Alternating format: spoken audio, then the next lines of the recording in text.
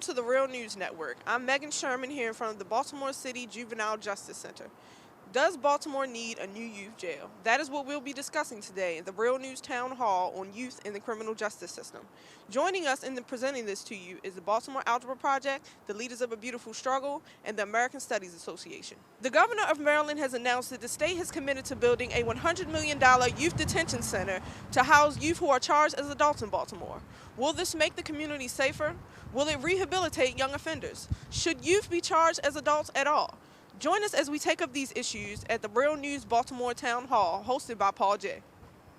Welcome to the Real News Network. I'm Paul J. in Baltimore, and this is a town hall on youth and the criminal justice system. Now I'm going to introduce to you our panel today. Koli Tengela is Executive Manager of Rewired for Change, which is a nonprofit organization with after-school programs that includes a life skills program called Rewired for Change.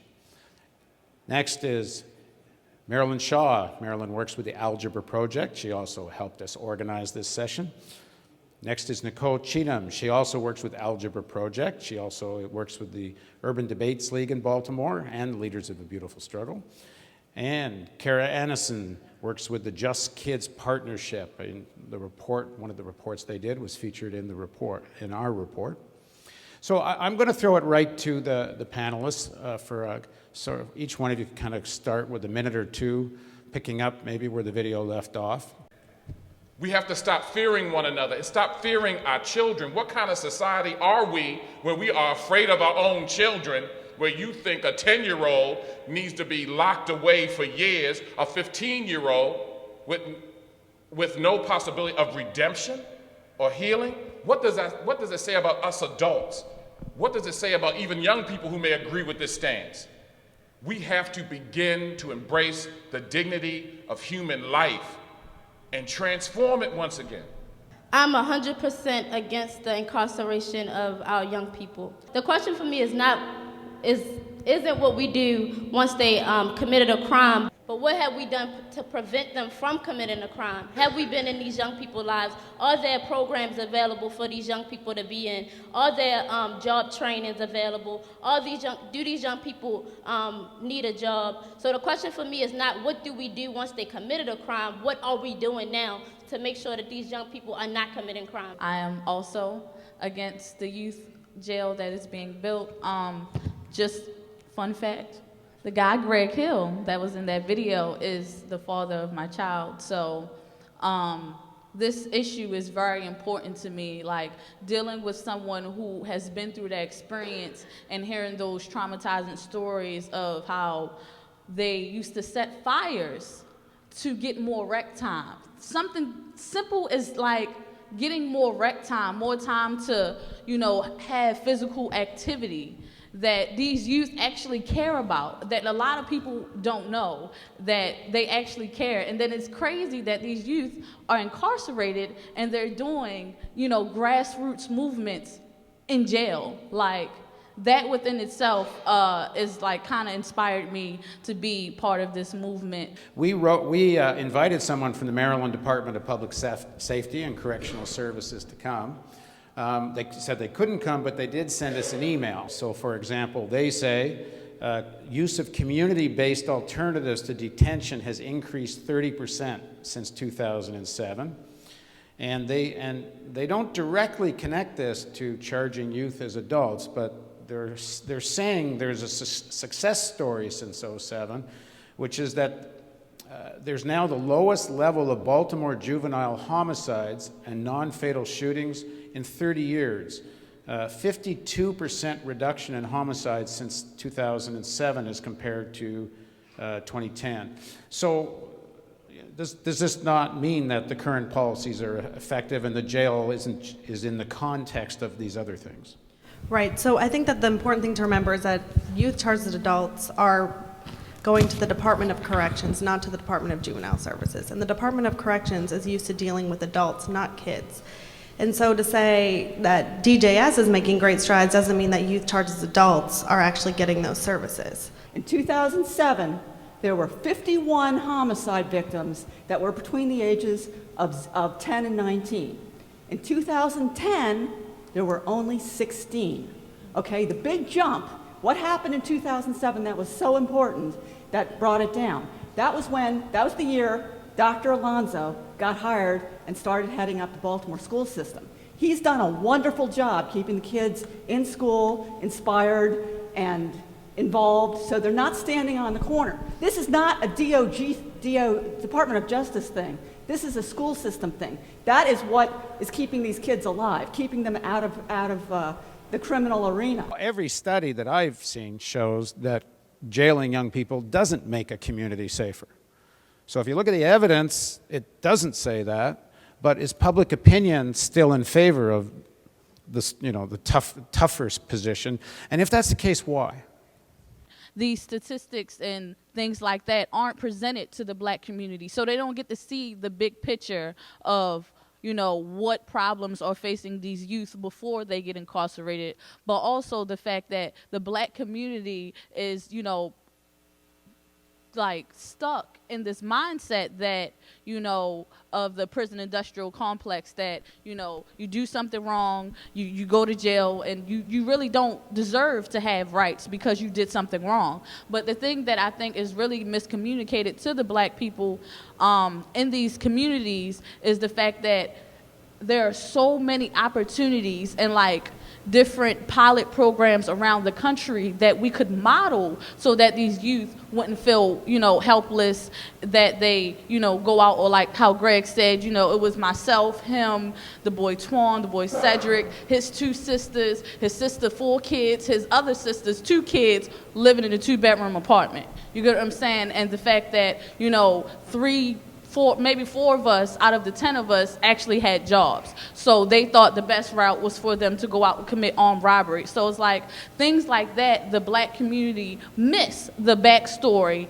that, these kids do these things for a reason, and that they're so underserved in our community, and not just the community, but in our educational system, that they're taught that the only way out is a life of crime. 2/3 of these young people who are being charged as adults are either waived down to the juvenile system, or they're released, period. So all these young people you think are committing crimes are not committing no crimes.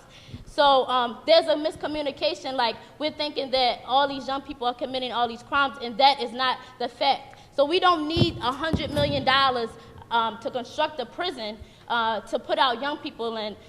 Kenji Scott is a pastor at My Father's House, a social justice ministry, and he has a son who's been charged as an adult in Baltimore County. So in terms of this issue, why more people in the community don't get what the studies are showing, maybe you can speak to that. The bottom line is we need a facility for our young people who will unfortunately commit crimes. I've been around 20 years working with young people and advocating and stuff, but I got the good sense God gave me to know that no matter how many schools we build, no matter how much money we put into programs in the community, there's just some young people, unfortunately, I'm the parent of one. He had an infraction in August, and in August they had to place him into the general population with adults. He's 5'7", he's about 140 pounds, and he has to sit there with other grown men. And so every time I talk to him on the phone, or every time I go and see him, I have to work through the wiring that they have done, the mentoring that they have done, because I don't need him to start thinking like a criminal. We do need a facility where we're not able to have where our young people are not able to be in contact with hardened adult criminals.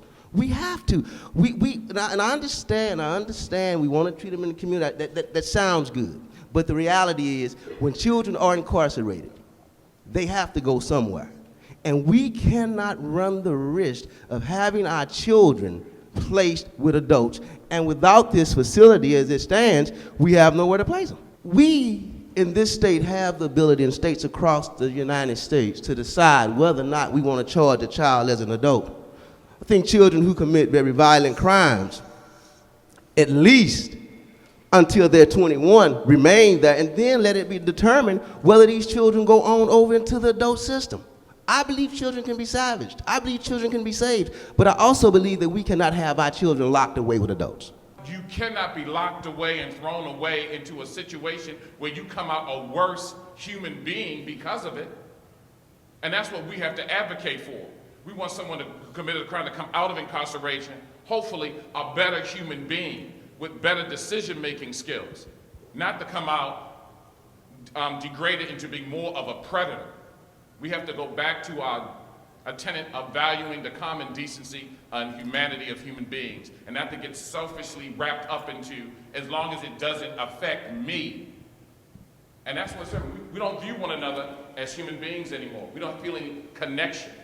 The Department of Correction has no statutory mandate to provide any sort of services to youth charged as adults. So even if we are able to get them out of a very bad system at BCDC, we're not saying that's a great place for them to be.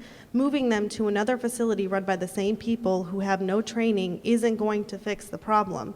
So they could cut all of the services that they're promising to put in there. They're saying there'll be school, they're saying there'll be treatment centers, they're saying there'll be social workers, but when push comes to shove, there's nothing that requires them to do that. So we need to find another solution. We can't build our way out of this problem. Building a new facility doesn't fix the problem. We have kids over at the baby bookings over at BCJJC, the Baltimore Juvenile Detention Center, that do not need to be there. We have kids sitting there because their parents are refusing to pick them up. Why do those kids need to be in detention? What we need to do is remove those kids from detention that do not need to be detained and detain the kids that really could be a threat to public safety. Move the kids that are at BCDC over to the juvenile system and get the kids that are detained in the juvenile system that don't need to be there out. That's what needs to happen. And building a new facility isn't going to fix that problem. It's just going to give the state more space to put kids. You said we have young people who are at the detention center now, down at the Juvenile Justice Center, who parents will not pick them up. That speaks to even a greater issue in our community, is our detachment as black folk from our children. We need to take the responsibility and take care of our own kids. Building this jail, if we build this jail, we don't have control of what's going on in this prison. I started off as a kid that was out of control, you know, not professional or respected in society. So I joined an organization, after school program, and for 7 years I haven't been doing anything that's negative or criminating. I've been on a positive road and being a role model to a lot of people. This jail is just putting us into the same statistic that we've been in, the same setting. It's not helping us get out of poverty. And we can use that money to do, it's many organizations out in Baltimore right now that if they had much more money can do a way better job of what they're doing, and they're doing a good job now. The state right now is in cahoots with private entrepreneurs who are making profits off of all of these buildings and all of these institutions. There's no way you could hand them over to an institution that is running for the profits with private entrepreneurs. The state is stealing all of the money, assigning it to the Department of Corrections and to policing, and taking it away from exactly the kinds of possibilities that the young man is talking about. Building that institution and letting people who have for generations and generations destroyed and used human incarceration to essentially oppress people can't possibly solve the problem. You just can't do it. All experienced human research that we're doing at this conference and prison scholars are doing shows that the state is not going to be the institution that will handle the kind of empowerment that the young man got through the Algebra Project. The danger is to assume that all children, because of programs, will not commit crimes. I hear what you're saying, but right now, as it stands, our young people are in trouble. There is a percentage of children, no matter how many resources you put in the community, you can put it in their faces, they're going to make the choice to do something that's awful, and nobody says give up on them, but when they do those awful things, we have to be in a position to provide services for them, but we have to be able to place ourselves in a position to serve these children who do commit these crimes. Children who commit crimes need to be helped. You might have to be placed in an institution that will give you therapeutic rehabilitation. We agree on that. And service them properly as children. Child incarceration does not have the infrastructure to bring them out as healthy children, just as an economic tool to empower a greater economic source. We have to shift that paradigm. Just like this country believed a few years ago that wealthy corporations needed some welfare, needed a card to, and some support from the government to continue, billions of dollars, we can shift that paradigm where human beings will get the same treatment. This jail isn't even going to be built, like shovels in the dirt, finished, completing, for 3 years. So that means for the next 3 years, these children have to be dehumanized in the Baltimore City Detention Center, right? The Youth Jail Alliance has created an alternative action plan that would be implemented in the next 2 years. So these are immediate action solutions that we're thinking about, and the fact that the state can wait even 3 years to place these children in another facility when it's unjust to begin with is a problem. Yes, there will be youth who commit crimes, but let's put them in an Department of Juvenile Services, whereas though they can get the help that they need, that the Department of Corrections are not obligated, nowhere, any written policy anywhere says that they're obligated to give these children those wraparound services that they truly need. There's not enough folk in our community that is as concerned as they should be for our children. And until we get that, I don't care how much money we put in the community, how many programs we fund, until there is a reconnect and a reassessment of our relationship as black adults with black children, we will continue to be in the situations we in. It's called corrections, but that's a lie. Like, that's a mystification, right? What you have to understand is the historical, roots of our justice system comes back from the Jim Crow South. That's what it comes back from. It comes back from a whole network, basically, of white people operating in a way of saying, we're trying to keep black people fundamentally in line, fundamentally underneath, fundamentally at the bottom of the caste system that we have created inside of society that has its roots in slavery. Black people are about 13-14% of the population. We commit about, statistics, highest one says we commit about 15% of crimes. We're 37% of people that are arrested, and we're 74% of people that are convicted. And we're over half of the population that are incarcerated. What you have to understand is that the prison system itself is fundamentally anti-black. The Maryland Correctional Enterprises has benefited highly from all of the production that comes from black boys in Baltimore City. I spend my time down BCDC and go on the pier and see one Latino boy and one white boy. You understand what I'm saying? And I've been in the streets, I've been everywhere in Baltimore City, and when I was mostly involved with the worst things that I think I could be involved with, I was out in the county with some young child whose parent make all this money so that they get frivolously involved in crazy things. When I was home in the hood, it was about providing a meal for family. You understand what I'm saying? So yes, those 44 children that we talked about that will actually be in that prison system, we need to find some space in one of these 10 prisons that's already open to put them in and take that other money, because it's not an either or question. Take some of that money and do what's necessary to make sure we take care of the people that need to be taken care of. But take the rest of that money and put it into preventative services. Because I'm a prime example of a child who got extra and who stayed away from those type of things. We can't keep worrying about the end of the problem. They get in there at the end of the problem. We have to worry about what is putting them in a position to get into that problem. Because it doesn't make any sense. You study any of the situations, you'll find that young white men are way more likely to have substance abuse issues. People with substance abuse issues are more likely to create crimes. You can read the hard data and facts. It's all about that money. In a major black city, it's all about capitalizing off of people who don't know better. And we know better in this room. And it would do us a disservice in this room to not talk about the both and. What can we do on all fronts? I believe that kids commit crimes nowadays simply because they're bored.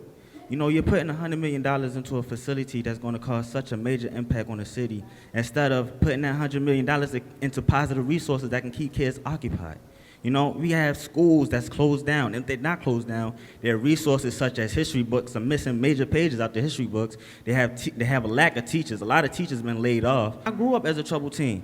You feel me? If we put money into resources such as mentoring resources, we can change a lot. Because if nobody mentored me, I would be a troubled teen in this system right now. But if somebody mentored me, and I grew up to get receive an award from the mayor herself. So we can't do things if we put we put the $100 million into positive resources, not this jail.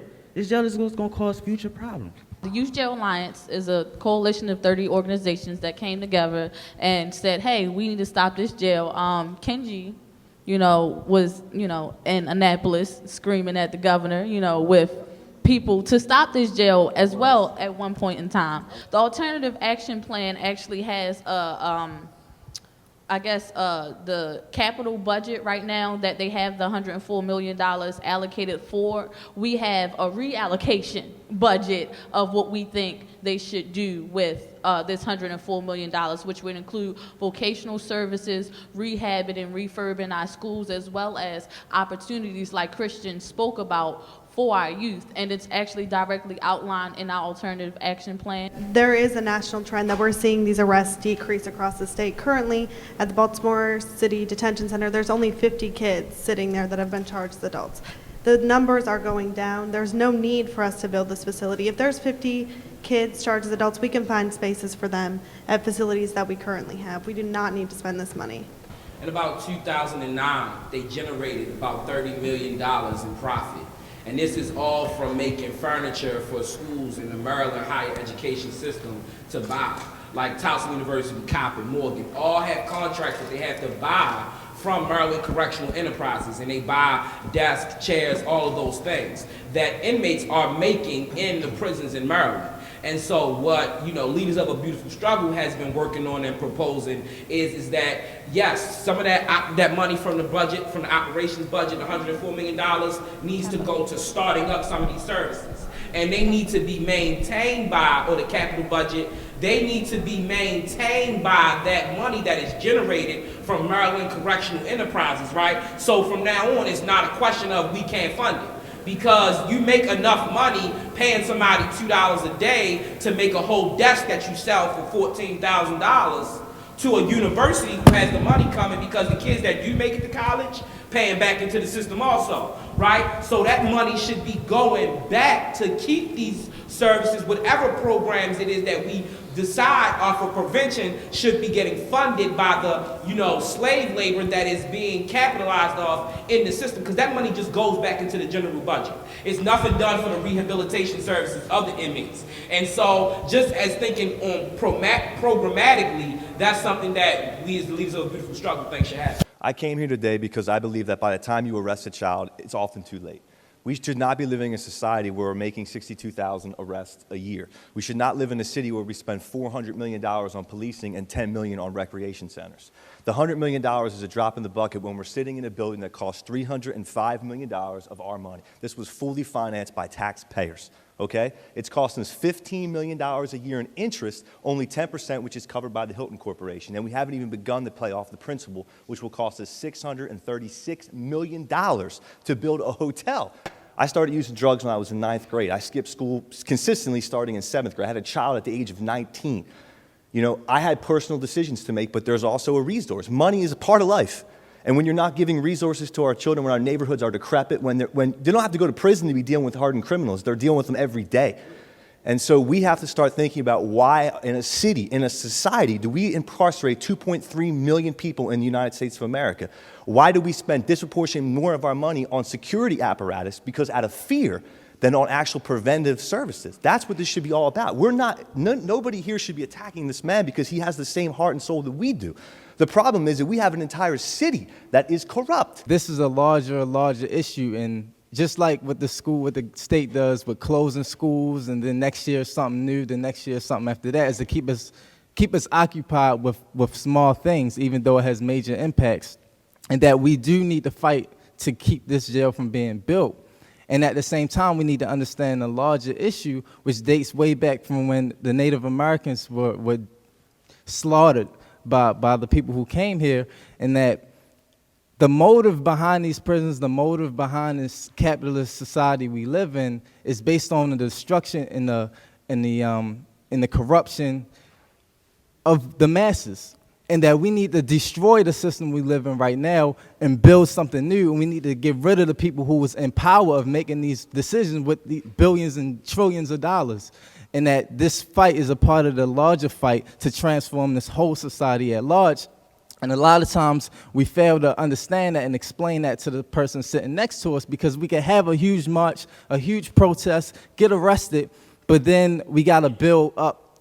It's like 10 people at the next meeting, because we don't understand the larger vision that we need a revolution. We need to transform the society at large, because the people in power are here to kill us, destroy us. So that's all I want to say.